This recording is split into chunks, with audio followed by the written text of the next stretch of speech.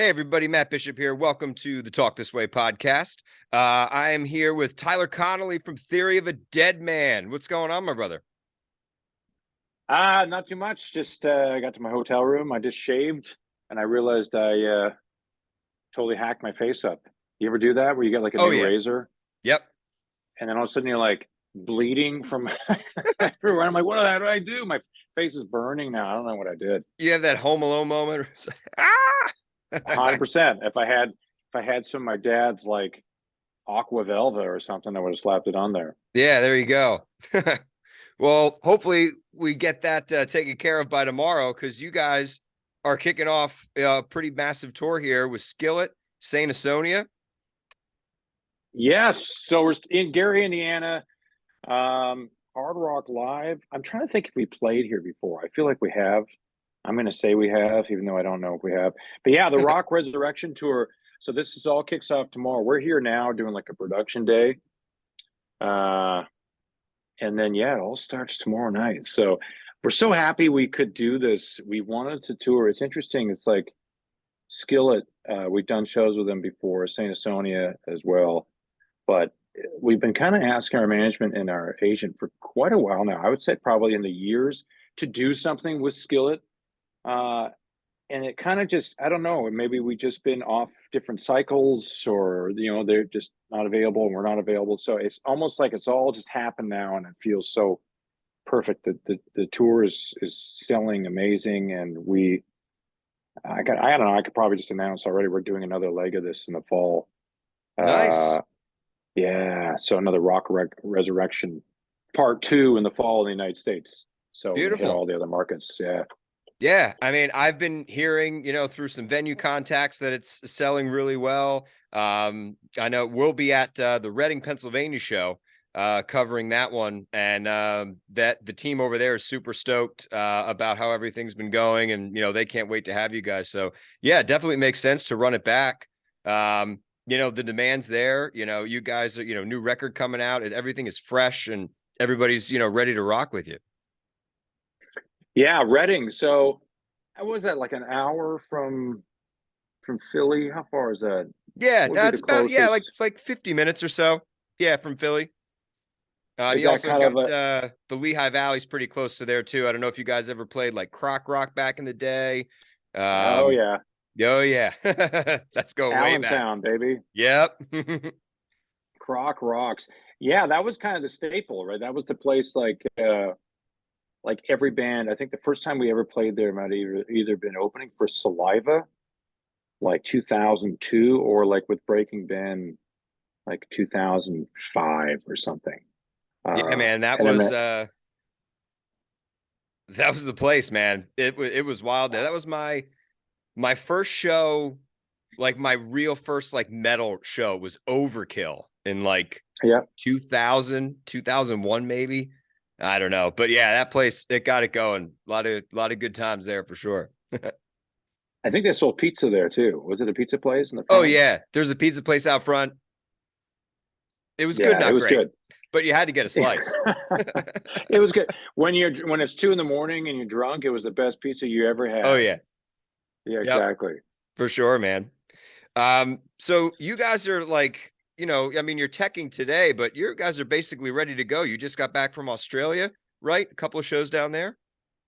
Yeah, it feels kind of good because usually when you do tours like this, we have like a month or two off. So you're a little nervous. Like we already did a couple of pre-production days in Nashville, but everything's just like ready to go. Like we just played. We went down there with Hailstorm, uh, New Zealand and Australia. So we just only had a week off. So we just got over the jet lag and right back on the road. So it'll be like clockwork, I think, getting on There you go. stage. Yeah. Well, how did the new tunes feel in a live setting?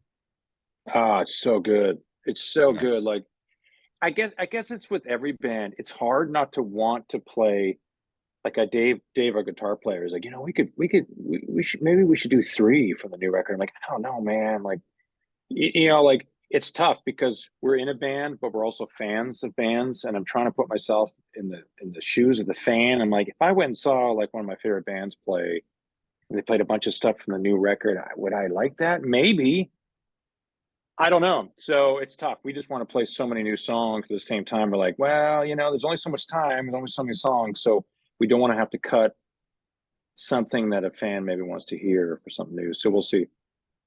I mean, it's got to be tough at this point. It's like a catch 22, I guess. I don't know what Yeah. phrase you would use, but at this point, you guys have had so many hits. And then there's, now you have the fan favorites that maybe, didn't make it to radio or whatever, but people bought the record. They just love them. And there's always something that's going to be missing. I feel it's got to be tough. Yeah. Like if I went and saw Alice in Chains played and they played Brother or Nutshell or played something, off a Jar of Flies or something like a lot of people that maybe all they know is Man in the Box, or something. Mm. I'll be like, yes. But then you're thinking like, I don't know, with a bunch of people know this song. If we played Santa Monica or if we played a deep cut, would people actually be happy? I don't know. You mix and match, right? I mean, Dave actually has been texting all morning with different set list variations, and I'm kind of like, I don't know. We'll figure it out. So it's kind of interesting. Do you guys mix it up from night to night, or is it like, all right, first night, here it is, this is it for the tour? No, this tour we're going to mix it up every night. We do have kind of bookends. We are definitely going to start the show with like the first probably two, and end the show with the last probably two or three every night, and the rest we're kind of probably try some stuff. There's quite a few songs that we want to kind of almost like they're rotation songs. We'll have one slot that will maybe switch two or three songs. So I don't know, if you come to our show, you'll get, you potentially hear a different song every night kind of thing. There you go. I Yeah. remember I saw you guys in Atlantic City. Gosh, I don't even know when. It was it was the Motley Crue tour. Oh, wow. Okay. Saints of Los Angeles. 2008. Yeah. You guys opened with Crutch. That was a killer one to open with. Crutch. That Yeah. sounded good. Yeah.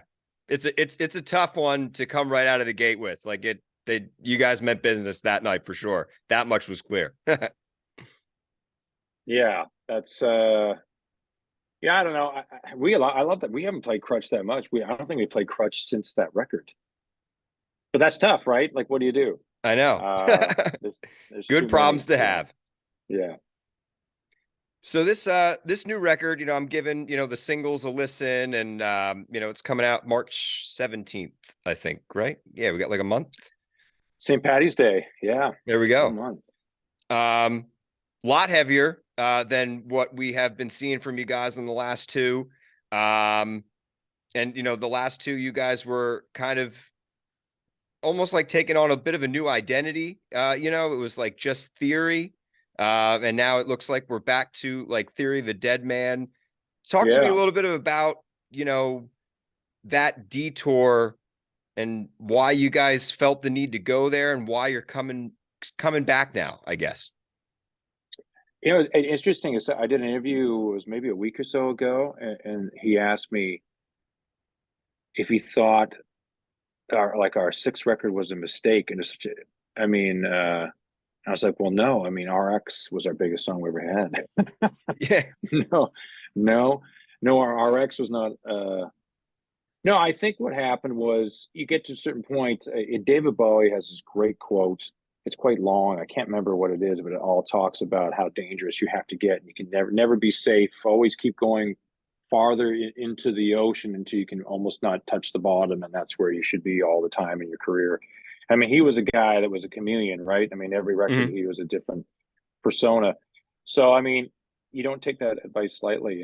And he's correct. Like, we always were trying to do something different. That RX record was very different. I think personally for me, I run out of like riffs and rock ideas, and we came off of our fifth record, Savages, which was our heaviest album. And I just felt burnt. I was just like, I'm just over. I want to do something different, and felt a huge connection to doing something more of what our Wake Up Call record was, more piano based stuff. It's kind of similar to, I remember like STP was the same. Remember their first record, Core, was so heavy, but then you could tell immediately the band is kind of shifted into a different kind of style. And a lot of fans were kind of like, what the hell is going on here? But I remember that was just when they, like, Tiny Music was their best stuff. Remember that it was so different, but man, Tiny Music was, I thought, their best record from STP. Yeah, so for us, I mean, it was just a shift, something that you have to do. We never wanted to be complacent and just continue to put out riffs, but then um, that kind of ended. This record kind of felt like, I think, after the whole COVID thing, I felt this really cool kind of reconnection with the guitar and some riffs, and like right back to album one, like Dinosaur was a riff first. It was just a riff with the title. Ambulance, same thing. It was just a title and a riff, which is how I used to write songs. I used to write songs by just riffs and titles, and then I had to try to figure out the lyrics later. So yeah, it's a bit of a ebb and flow, man. It's a bit of a change right back to where we started.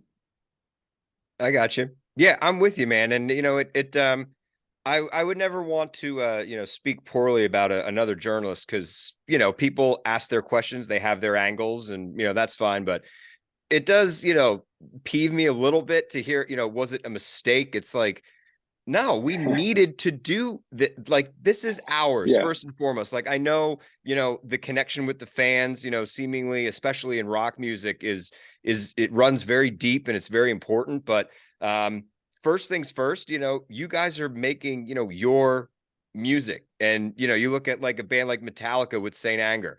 Everybody hated it, but they needed to make that album. That's where they were at the time. They were struggling, things yeah, were weird, and that was the result. Was it Master of Puppets? No, but they needed to do it, and we might not have any other albums, let alone them still touring and working on a new one right now, if they hadn't have done that. And I don't want to say got it out of their system, because that makes it sound forced, but that's where they were, and that's where you guys were. And you explain, yeah, I don't know, I was drawn to the piano more than the guitar at the time. It's a yeah, pretty simple explanation. Not that you even owe us one, at all. I mean, I find it interesting, and I'm grateful that you gave it. But yeah, it's just where you guys were at, and the fans are going to digest it however they're gonna, and it is what it is. exactly. Yeah, I think if we knew some of those great painters back in the day, like I think years later they found out like they're able to see past the paint and find out there was actually other paintings under the paintings. You hear about Mm, that? no, I haven't. So they've actually like, yeah, they use, whatever technology to see that Right. you look at some famous painting and they can actually see behind it that there was another painting behind it. So they'd actually painted something, then hated it and painted over it, and then they got, Mona Lisa or whatever. So it's interesting that sometimes some of the stuff we don't realize, it's like, like he probably thought that whatever he painted before the Mona Lisa was badass. Oh, this thing is going to change the world. And he's like, this is terrible. Wakes up one day. So same as being in a band. Sometimes you write a song and you're like, this is so good. And then 5 years later, you're like, what was I thinking? But I'm not saying that's what we did, but it's, yeah, being an artist or in a band is, it's a bit of a struggle sometimes to know exactly what the hell you're doing. Yeah, man, it's it ebbs and flows. And I mean, hey, for the fans that dug it, they have that little slice of theory history. And for the fans that maybe it wasn't their cup of tea, well, now we're back with some more heavier stuff. And um then you get to a show and you hear everything, a little bit of everything. So Yeah, very yeah, cool. exactly. Well, hey, man, I really appreciate you taking the time. I know you're busy. You guys got a lot going on the next 24 hours or so. So I'll let you get after it. But Theory of a Deadman, ladies and gentlemen, they are back. Pre-order, pre-save. We got a link right down there. And for tickets as well, they are on tour starting tomorrow with Skillet and Saint Asonia, running it back in the fall. Looking forward to that. Yeah, Thanks so awesome. much, Thanks brother. a lot.